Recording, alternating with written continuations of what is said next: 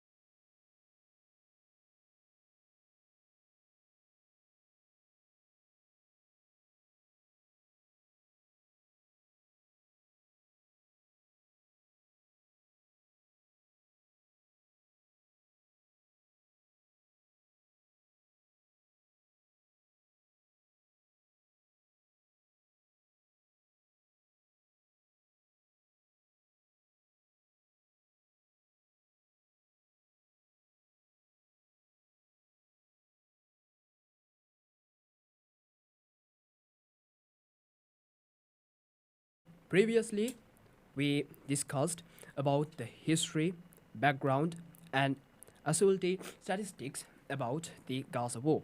And now it is the time to discuss about the international reactions regarding this war. United Nations has called for a ceasefire multiple times, and the United States continues to support Israel military. And the European Union debates sanctions over civilian casualties. So I said that the United Nations has called for ceasefire, but did Israel really accepted it? Well, at present, we can't say that Israel has accepted it because we can't see any pause in the attacks that Israel do. Not only United States, even, but also countries like Qatar, Egypt are trying to get a ceasefire, but things are stuck uh, because of the intentions of the Israel officials. And not only that, a big meeting just happened in Colombia with 30 countries talking about the end of this war, but still there's no big result of this. Exactly.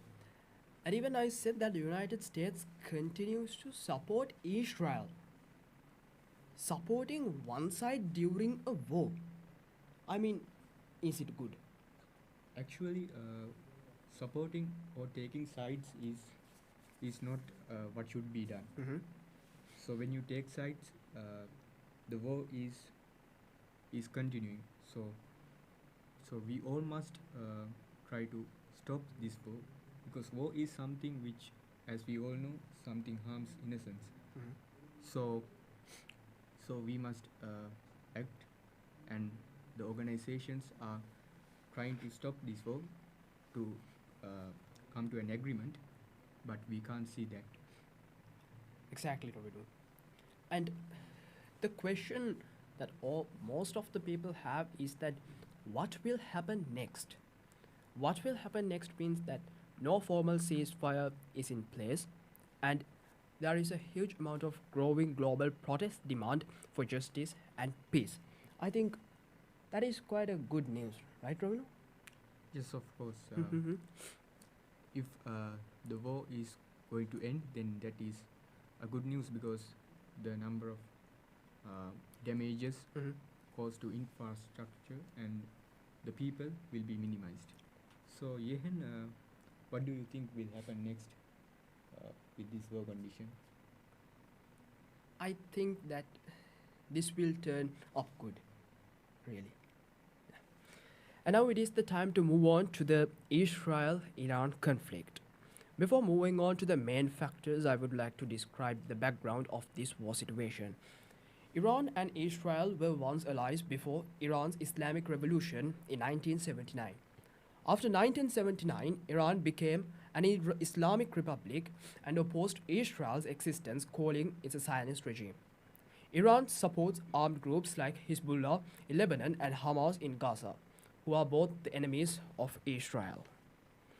Before moving on to the next topics, I would like to hand over the program to Rovinu to discuss more about the nuclear power possessed by Iran. Yes, not only the nuclear power, but uh, their power in war, in military side. This one is a bit different from other countries. The war between Iran and Israel and the US conflict is more of a series of strikes, not a full scale war. So, if we consider about the recent attacks, a month ago, just a month ago, Israel attacked Iran's nuclear sites.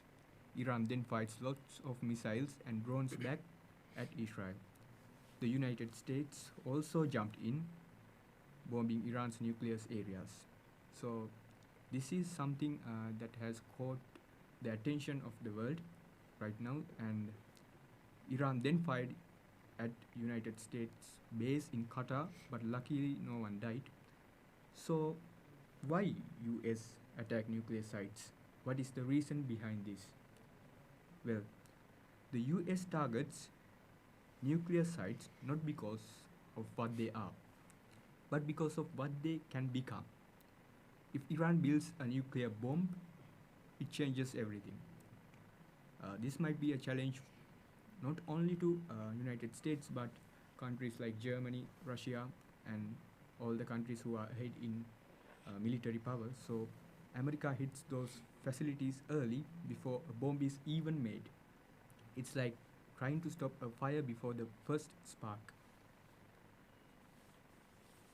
Yes. Yes, thank you, Rohinoya. So I'll give you a brief description about the raw uranium power that Iran possesses. Iran is the one of the few countries in the Middle East which presents its own natural uranium deposit. These resources are primarily located in areas like Sangdan and Gachin. Once mined, this uranium processed into concentrated form known as yellow cake. So these yellow cakes are made at various facilities, such as the Andan Kumar production plant in Iran. Iran uses these fuels to its enriched plants, like the ones in Natanz and ones in Fordo. These have been watched closely by the world because the enriched uranium can be used for both energy weapons. Because of these concerns about nuclear weapons, Iran's program is closely monitored by the International Atomic Energy Board or International Atomic Energy Agency. Because and in summary, Iran has developed its uranium enrichment up to 60% for beyond what it needed for normal energy use. While it claims peaceful intentions, this high level has raised international concern as it brings closer to weapons grade capability. The situation remains closely watched by the global nuclear agencies. And yes, Iran still enriching its uranium, which making the West countries nervous. Uranium is naturally found metal, but when it's enriched, especially up to 90%, it can be used to make nuclear bombs. And well, before we are talking, before we are talking on about the further topics about under this under this war program, I think we should take a quick musical break, isn't it? Yeah, yeah. Exactly. So Let's let's move move on on. to a short musical break.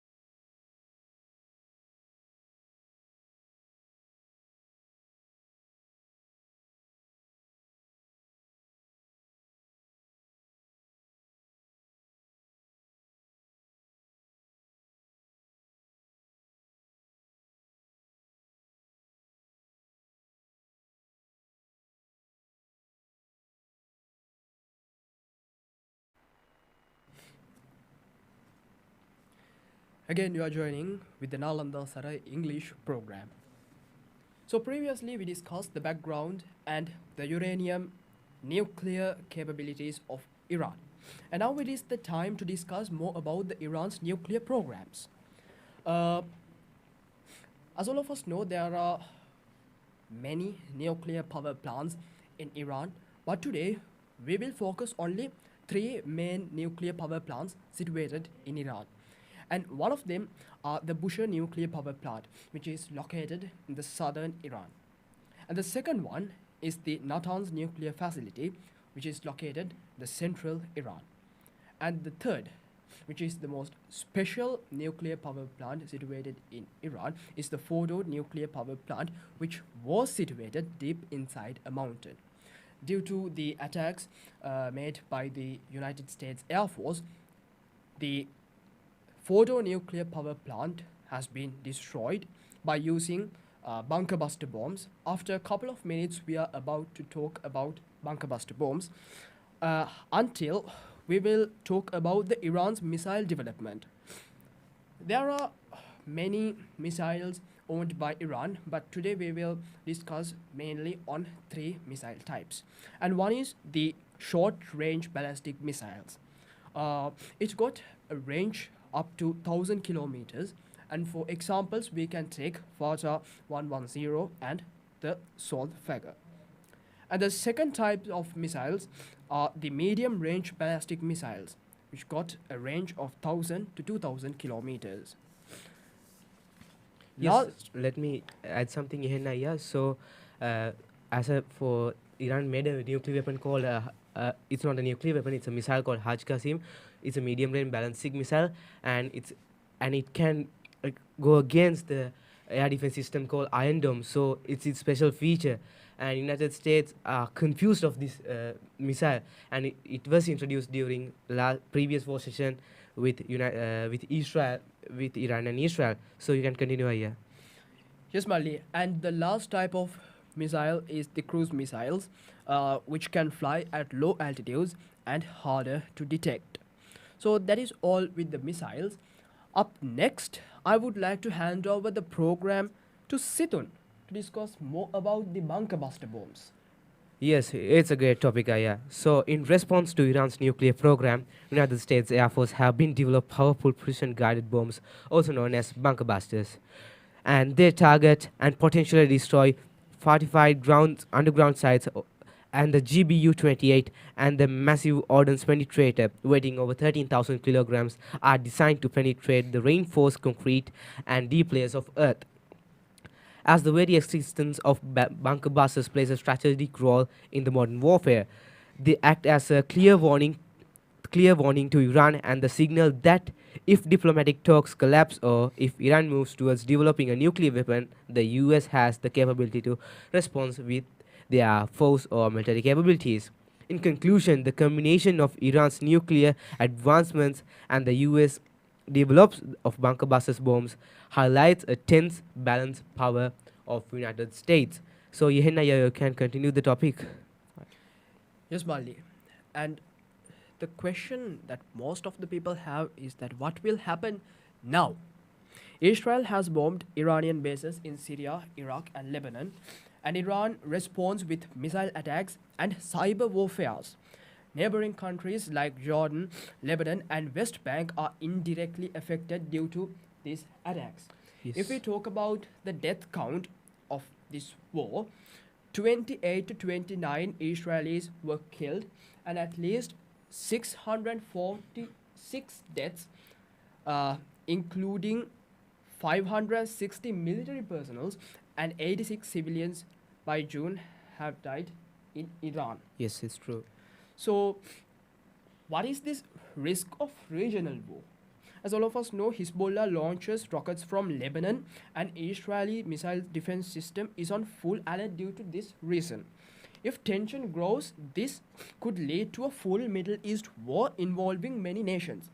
We can clearly see that all of these countries are located in a same landscape, right? Yes, sir. Yes, yes. Situated close by. Close by, So this by will the geographical definitely lead nation. for a regional war. Yes. You can understand Yeah, what we I'm can trying to understand. say, right? Definitely. Yes, It's exactly. So that is all what we got with this type of wars. And without before moving on to the Russia-Ukraine war, let us move on to a short musical break.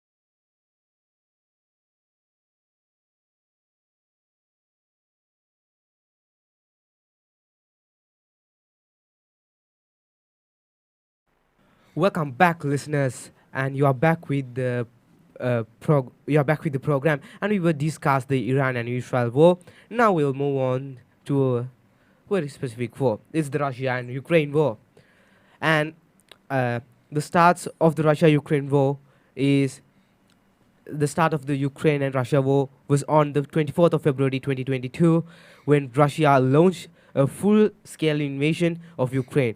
But the roots of the conflict go back years earlier. So I'll tell you the main reasons for this war. First one is the NATO expansion, control over Ukraine, Crimea, and the eastern Ukraine, and also the Putin's goals. So I'll give a brief description about one by one. So when talking about the NATO's expansion, Russia strongly opposed Ukraine's growing ties with the West, especially its interest in joining NATO. Russia saw this as a threat to its own security. And control over Ukraine. Russia has long viewed Ukraine as a part of a historical and political sphere. After Ukraine moved towards European European Union and democracy. Russia wanted to stop that shift. Then the Crimea and eastern Ukraine in 2024, Russia annexed the Crimea from Ukraine and pro-Russian forces began fighting in the eastern Ukraine. This conflict never fully ended and set the stage of war as a wider war. Then the main and the last topic, the Putin's goals. Russian President Vladimir Putin claimed the invasion was to protect Russian-speaking people and the densify the Ukraine claims widely rejected by the most of the world as false. In conclusion, the war began because of Russia's desire to stop Ukraine moving from the closest to the west and to reset the control over from the former Soviet state. It quickly turned into a biggest conflict in Europe since World War II with global consequences. Yes, Henna, yeah, you can give the description about NATO as I mentioned earlier before going on to this topic. And if you give the top description about NATO, it will be more clear to our listeners. Yes, Mali. Russia invaded Ukraine cause Ukraine is trying to become a member of NATO. Yes. Yes. So, what are the advantages Ukraine will receive by being a member of NATO? I will explain this by using 3 points. The first one is security guarantee. If Ukraine become a member of NATO, Ukraine would receive collective military protection from 30 plus NATO members, Yes. including US, UK, France, and Germany. The second point is military support.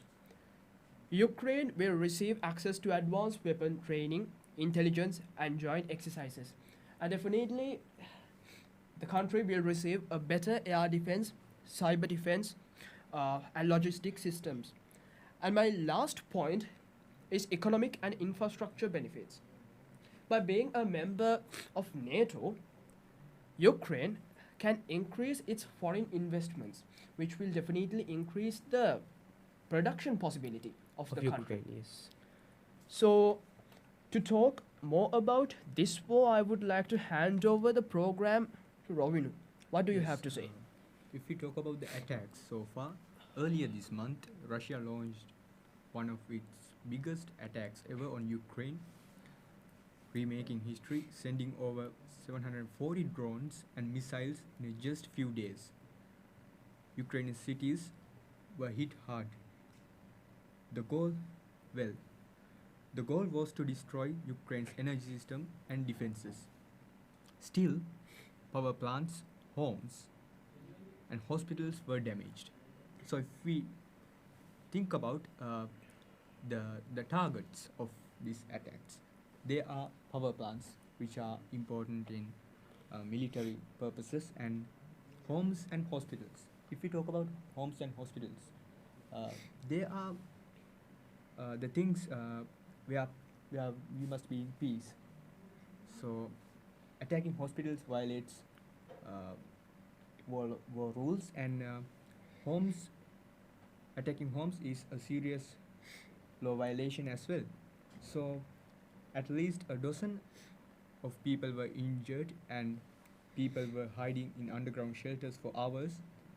It wasn't just an attack, it was a message that Russia is pushing harder this summer. So that is the message, and right now 500,000 people were killed and 10 million refugees have fled Ukraine. So, and Ukraine says in return that we are ready to take peace, but Russia wants its own terms first. Meanwhile, Europe is arguing about more sanctions on Russia, but not all countries agree. So this war is now full of drone fights, cyber attacks, and heavy bombing, as you two said, and especially drone fights. So this is the first war where drones are massively used, as we know. So that is about the attacks and the seriousness of the attacks. And if you talk about the violations of war rules of the two countries, Russia and Ukraine, bombing residential cities, Russia has repeatedly targeted Ukraine cities, destroying homes, malls, and theaters. So even if we talk about homes, malls, and theaters, what comes to our mind is that these are uh, somewhat valuable places, Mhm. and they have financial importance, and it will be a loss for a country to lose Yes. a mall or a theater. So, so these attacks have taken place even when there is no military uh, in that place. So apart from that, attacks on power plants and water supplies was also abundant. So this can be illegal if it directly harms civilian survival. Evidence of torture and killing civilians has been found, and that's clear and serious war crime. So we can't take one side that Russia is wrong and Ukraine is wrong. So both countries have their own faults, isn't it? Yeah, exactly. So the violations of these two countries are likely attacks on civilians and infrastructure, executions and torture, and the use of banned weapons. Like you said, Cluster bombs. cluster bombs, yeah. Mm. So, Yehan, what's your idea about this war? Yes, Ravinu. Here, the countries are fighting for their pride, for the pride of their nation. But here, we are talking about human lives. Hmm? Already, we have lost hundreds and thousands of human lives. The countries have lost hundreds and thousands of capital goods. Yes, Yehenna, yeah, I think Buildings, factories, machineries. But what is more important? Is it buildings, infrastructure, or else human lives? yeah, it's more important. The human life is more important. They are Exactly. playing with the human life. Hmm. They are playing with the human lives. Exactly. So, before moving on to the other topic, let us move on to a short commercial break.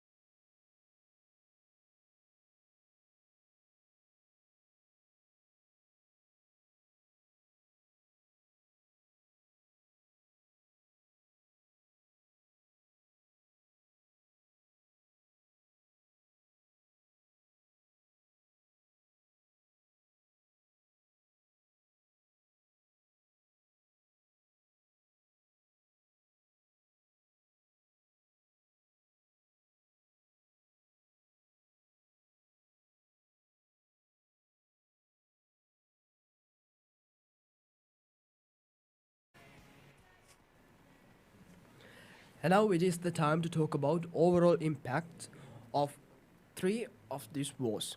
First of all, let us start off with economy. As all of us know, to reach the maximum production level, we need to achieve two factors. One is full employment, and the other is full production. What is full employment means? Full employment means that each and every labor lives in a country should support for the production in the country. But due to these wars, will we be able to fulfill that factor? Full No, employment. no, we can't fulfill the full employment of a country. Yes. Exactly. Due to this wars, as we discussed, hundreds and thousands of people have already been killed. Due to lack of labor power, will we be able to reach full production? No, right? Definitely not. Definitely not. Without the full employment power, a country definitely can't move to their full Employment. employment power and full their production power. Exactly. Which means the production possibility of an economy will Reduce, and the inflation of a country will be definitely raised. increased. Exactly. Up next, let us move on to the uh, natural impacts which will cause to the ecosystem. Due to war situations, forests and wildlife habits are often destroyed by bombing, deforestation for military use, or fire. Wetlands, rivers, and coastal ecosystems can be polluted or drained. Fires caused by bombing or sabotage release large amounts of CO2 and toxic gases. Yes, I because of these kind of toxic gases and these kind of bombings, we are facing different concepts like El Nina and La Nina. Can you remember that Sri Lanka faced the La Nina concept 2 years ago, and because of these kind of things, the climatic change, the general climate of a country or general climate of world could be changed because of these polluting human activities. Exactly. And also, Continue. even as you said before, the the proximity to the countries which are in war, there's a chance that they may enter to the war because from this natural pollutions, the pollutions like air pollution. So because of these bombings, so these missiles are going over some territories. So that could result in the pollution, air pollution in other countries as well. So that is a health problem in that country. So that might be a reason for other countries to join the war. Yes, definitely. Yeah. So the people also the people in the same country or other countries face various breathing issues because of these toxic gases. Exactly. So that is all with the impacts which will cause by wars. And to discuss, and to compare the wars, I would like to hand over the program to Robinu. Robinu? Yes, if we talk about Ukraine, Ukraine uses drones, AI, and even 3D printed weapons. And Russia launched hundreds of missiles and drones in July alone. Gaza uses simpler rockets, and Iran uses drones, but not at the Ukraine scale. So, if we talk about Russia and Ukraine war, it is a traditional war which includes tanks, soldiers, airstrikes, and long front lines as well. And Gaza and Iran conflicts are mostly airstrikes and missiles, not ground battles.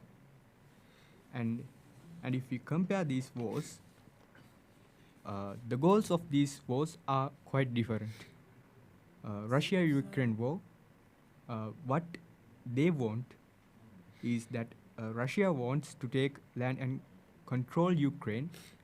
And if we talk about Israel and Gaza war, Israel wants to destroy Hamas after October 7th, and Palestinians want freedom from occupation. So if we talk about Iran and US conflict, both sides are trying to stop each other's influence and power. So if we talk about how one war affects the whole world, Ukraine war has caused global food prices to rise. Ukraine is the major grain supplier. Even in Sri Lanka, We face a shortage of grains in the country. yeah. And if you talk about the economy, the impact on the war of this war on the economy of Sri Lanka, Sri Lanka having an import and export economy, and Ukraine engaging this war can lead to economical crisis in Sri Lanka because Ukraine is a major grain supplier, and Gaza war raised oil prices and sparked protests in Muslim majority countries. And if you talk about Persian Gulf, that is the place where most of the oils are distributed. Yes, true.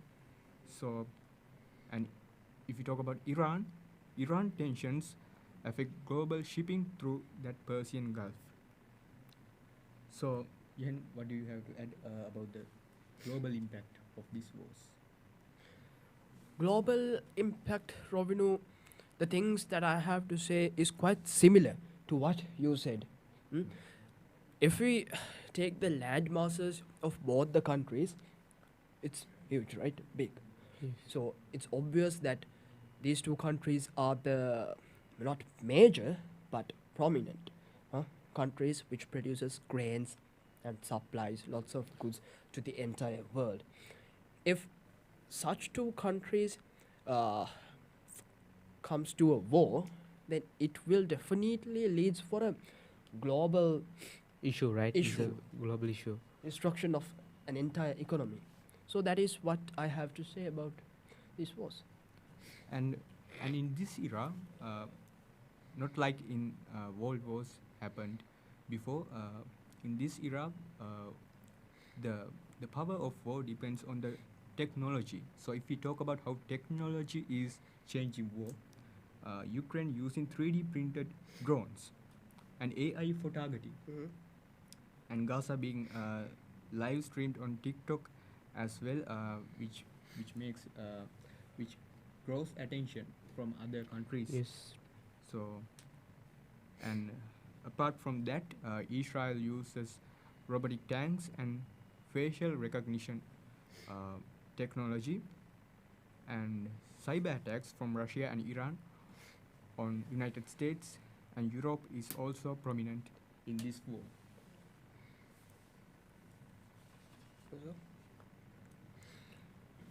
Right, so I think we have come for an end. Yes, we can come for an end. So that's all what we got for today's program. With the hope of meeting you back tomorrow, we will say goodbye.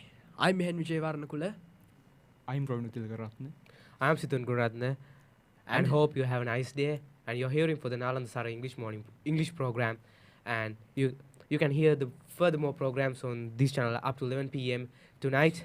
And hope you have a nice day. See you. Stay safe. Sipsarin, satsarin, ඇනකසිරින් සියවසක් කල් සපුරමින් සුවහසක් හසුතුරමින් සිරිසිරිනා